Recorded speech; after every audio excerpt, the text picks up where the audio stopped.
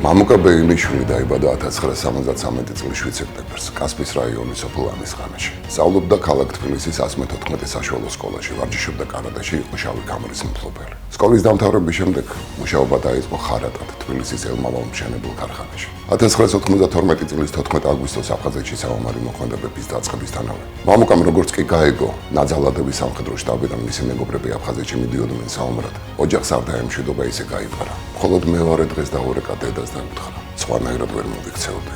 1992 წლის 1 სექტემბერს ეჩერის მისადგომებდა.